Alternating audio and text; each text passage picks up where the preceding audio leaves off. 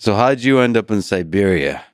I'll try to keep it a little bit short on the how.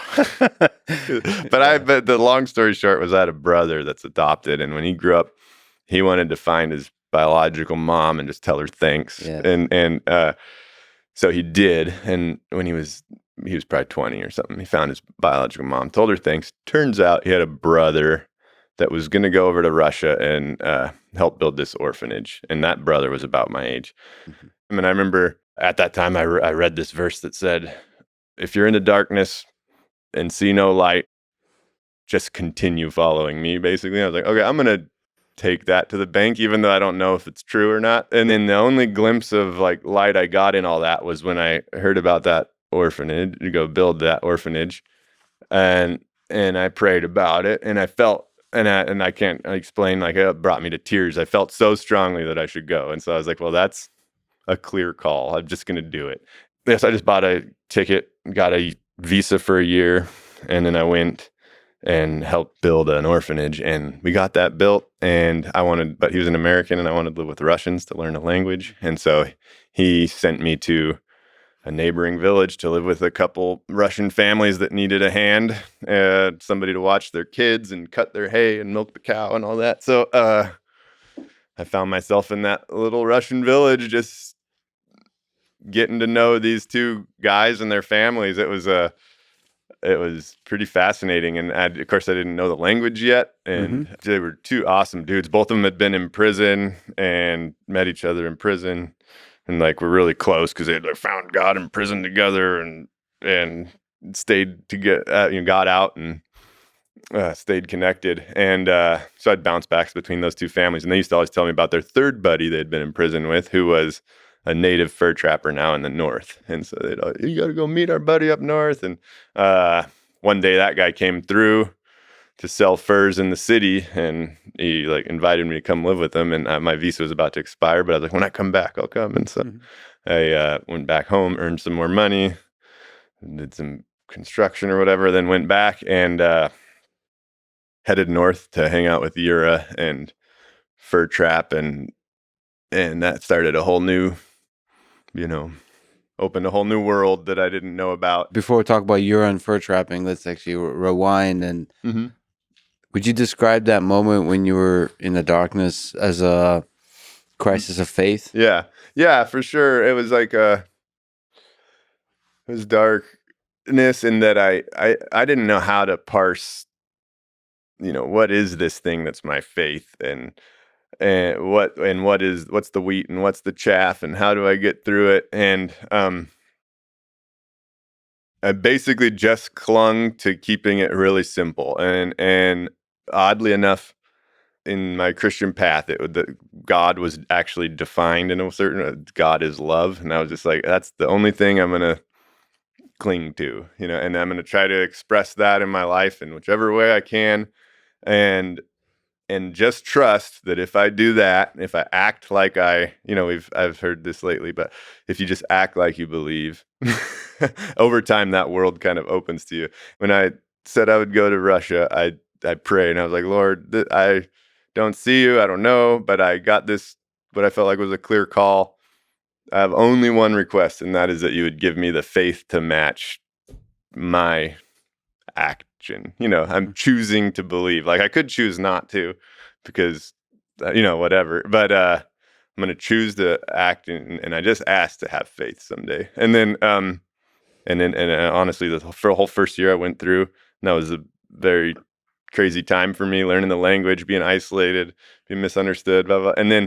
But then trying to approach all that with a loving, open heart. And then I came back and I realized that prayer had kind of been answered. That wasn't the end of my journey, but I was like, whoa, that was like my deepest request that I could come up with. And somehow that had been answered. So through that year, you were just like, first of all, you couldn't speak the language. That's really tough. It's really tough. Because it's unlike on a loan because not only can you not speak and you feel isolated, but you're also misunderstood all the time. So you seem like an idiot and all that. And so that was tough. I felt very alone at that time, at certain times in that journey. But you were sort of radiating like you said, lead with love. So you're radiating this kind of camaraderie, this compassion for I was humanity. really intentional about trying to about that. That was I don't know why I'm here. I just know that that's my call is to love one another. And so I would just try to and then it meant digging people's wells. It might mean just going and visiting that old lady babushka up at the house that's lonely. And that was really cool. I got to talk to some fascinating ladies and stuff. And then go to that village, help those families. I'm going to be cut the hay, be the hardest worker I can be because that's my goal here. I didn't have any other agenda or anything except to try to live a life of love, and I couldn't define it beyond that. What was it like learning the Russian language? It was super interesting. I think I had the thought while I was learning it, one, that it was way too hard. Like if I would have just learned Spanish or German, I would be so much farther. But here I am a year in, and I'm like, how do you say I want cheese properly? And then, but at the same time, it was really cool to learn a language that I thought in a lot of ways was richer than English. It's a very rich language. I remember there was a comedy act in Russian, but he was saying, one word you can't have in English is "не допил," meaning like I didn't drink enough to get drunk, that type thing. But it's just you can make up these words using different prefixes and suffixes and blend them in a way that is quite unique and interesting, and honestly would be really good for poetry because it also doesn't have sentence structure in the same way English does.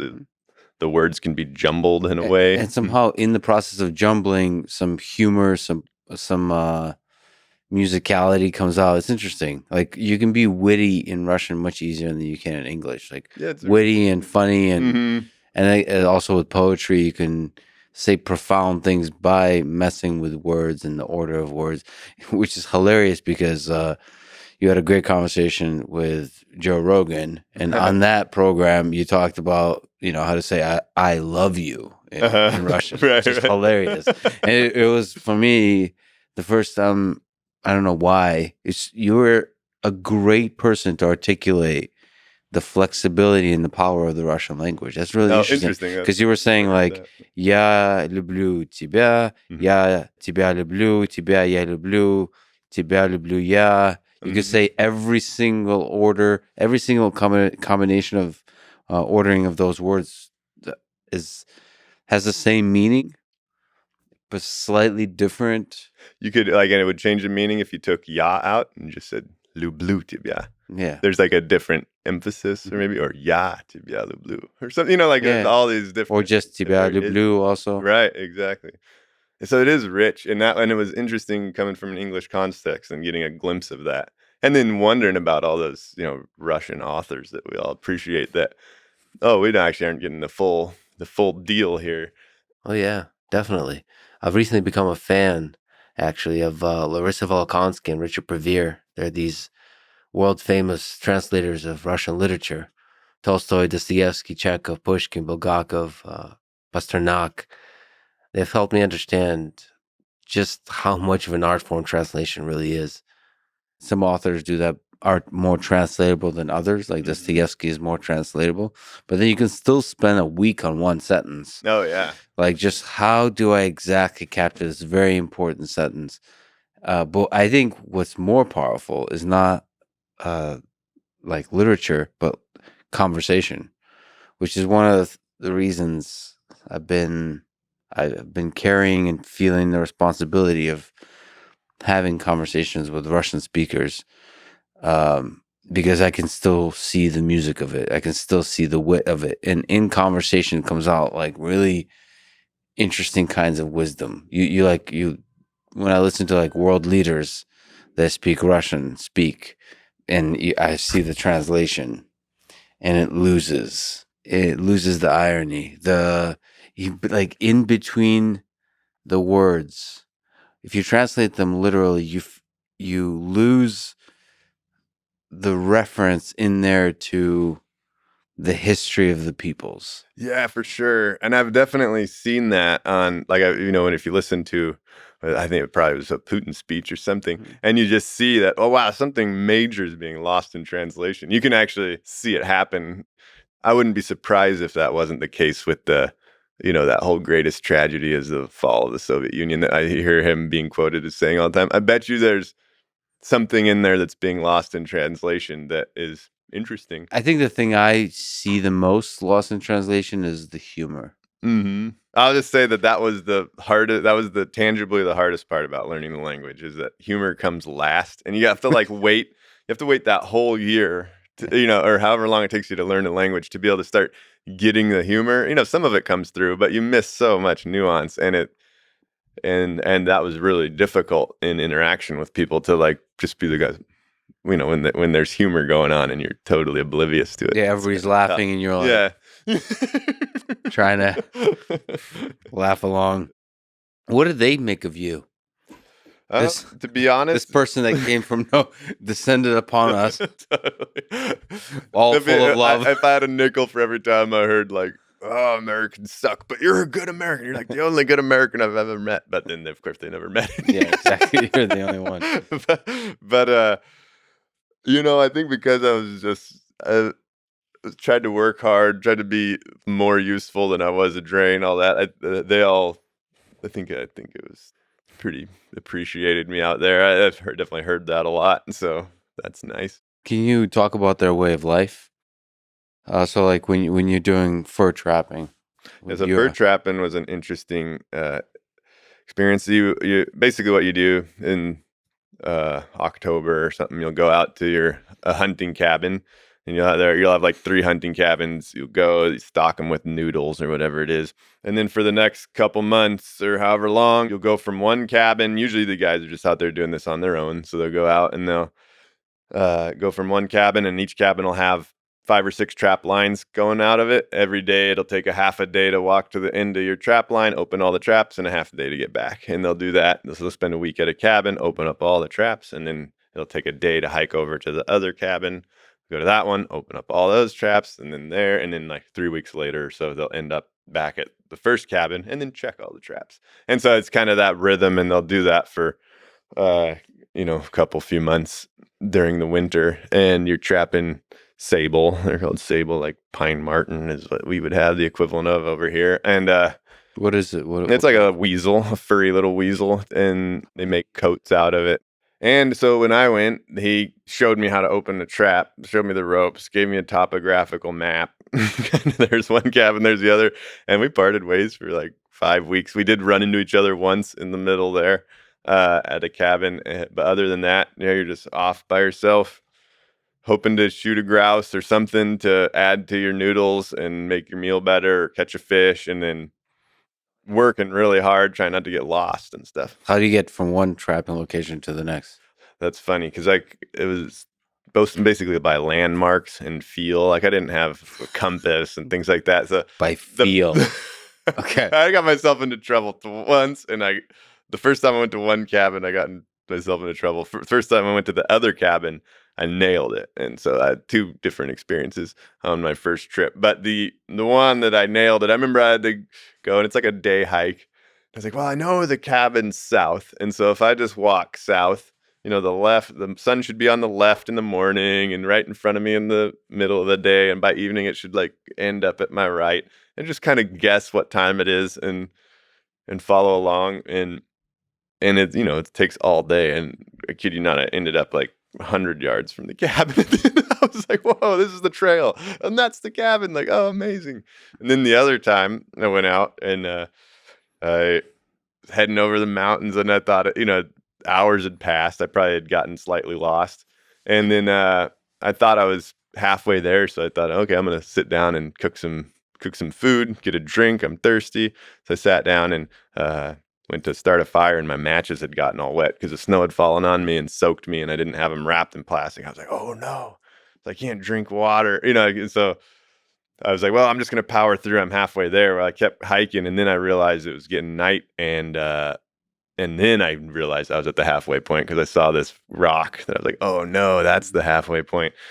I was like, I can't do this, and so I need to go get water. I ended up having to divert down the mountain and head to the water. I ended up, it was a whole ordeal. I had to take my skis off because I was going through an old forest fire burn. So they were all really close trees, but then the snow was this deep. So I was just trudging through, and just wishing a bear would eat me, get it over with. But I finally made it down to the water, chopped a hole through the ice, was able to take a sip. So you're severely dehydrated, And exhausted, cold, like, you feel sort of nervous. You're in over your head. And then I got down to the river, chopped the hole, nice, drank it, hiked up the river, and eventually got to the other cabin. It was probably 3 a.m. or something. So you chopped a hole in the ice to drink. Get some water. Yeah, This got to be like one of the worst days of your life. It was a bad day for sure. I've had a few. It was a bad day, and here's what was funny is I got to the cabin at like 3 a.m, and I should have brushed over a lot of the misery that I had felt, and I laid down. I was about to go to sleep, and then Europe charges in from the other way. I was like, "Whoa, dude, Europe, what are you doing?" And I was like, "How's it going?" He's like, "Oh, it sucks." And he laid down and just fell asleep. I fell asleep, and I was like, "Oh, that's funny. The last few weeks that we've been apart, who knows what he went through? Who knows why he was there at that time at night?" All just summarized, and it sucked. And we went to sleep, and the next morning we parted ways, and who knows what happened. And you didn't really tell him. Never knew. Neither of us said what happened. It's just like, oh, that's interesting. Yeah, and he probably was through similar kinds of things. Who knows? Yeah. Like, what gave you strength in those hours when you're, just going to waist high snow? Yeah. All of that. You're laughing, but like that's hard. Yeah. You know that Russian phrase, "Глаза боятся, руки делают"? Eyes are afraid, hands do. I'm sure there's a poetic way to translate that. Right. It's kind of like, just put one foot in front of the other. When you think about what you have to do, it's really intimidating. But you just know, if I just do it, if I just keep trudging, eventually I'll get there. And pretty soon you realize, I've covered a couple kilometers. And so when you're really in it in those moments, I guess you're just putting your head down and getting through. I've had similar moments. Mm-hmm. There's wisdom to that. Mm-hmm. Like just take it one step at a time. One step at a time. I think that a lot, honestly. I tell myself that a lot when I'm about to do something really hard. Just, one step at a time. Just going to don't sit there and think, oh, that's a long ways. Yeah. Just go. And then you'll look back and you covered a bunch of ground. One of the things I've realized that was helpful in the jungle, that was one of the biggest realizations for me, is like, it really sucks right now. But when I look back at the end of the day, I won't really remember exactly how much it sucked. I'll have a vague notion of it sucking, and I'll remember the good things. So being dehydrated, I'll remember drinking water. And I won't really remember the hours of feeling like shit. That's absolutely true. It's so funny how just awareness of that, having been through it and then being aware of it, means next time you face it, you can be like, you know what? Once this is over, I'm going to look back on it. And it's going to be like that and nothing. And I'll actually laugh about it and think it's the thing I'll remember. I remember that story of that miserable day going down to the ice. And I can smile about it now. And now that I know that, I can be in a miserable position and realize that that's what the outcome will be once it's over. It's just going to be a story. If you survive, though. If you survive, and that can be. So you mentioned you've learned about hunger during these times. Like, when was the hungriest you've gotten? It was the first time. So to continue the story slightly, I went for trapping with that guy, and then it turned out all his cousins were these native nomadic reindeer herders. And after I earned his trust and he liked me a lot, he took me out to his cousins who were all these, nomads living in teepees. I was like, this is awesome. I didn't even know people still lived like this. And they were really open and welcoming because their cousin just brought me out there, and vouched for me. But it was during fencing season, and fencing in Siberia for those reindeer is an incredible thing. You take an axe, you go out and you just build these 30-kilometer loop fences with just logs interlocking. It's tons of work. And all these guys are more efficient bodies. They're better at it. And I'm just working less efficiently and also a lot bigger dude. But we're all just on the same rations kind of. And I got down. That was 155 pounds, getting down pretty dang skinny for my 6'3" frame, and just working really hard. And in the spring in Siberia, there's not much to forage. In the fall you can have pine nuts and this and that, but in the spring you're just stuck with whatever random food you've got. And so That's where I lost the most weight and felt the most hungry, and I had a lot of other issues. I was new to that type of work, and so working as hard as I could, but also making mistakes, chopping myself with the axe and getting injured, all kinds of stuff, So injuries plus very low calorie intake. Low, yep. And exhausted. I remember if you were this poor son of a gun to get stuck slicing the bread, like you're here cutting the bread and somebody throws all the spoons and drops the pot of soup there. And it's like before you can even done slicing your slice, all the meat's like poof, gone from the bowl. Everybody else has grabbed the spoon in midair and poof. And you're just like, hoping this one little noodle's going to give me a lot of nourishment. Wow. So everybody gets, first come, first serve, I guess. Because it's like all the dudes out there working on the fence.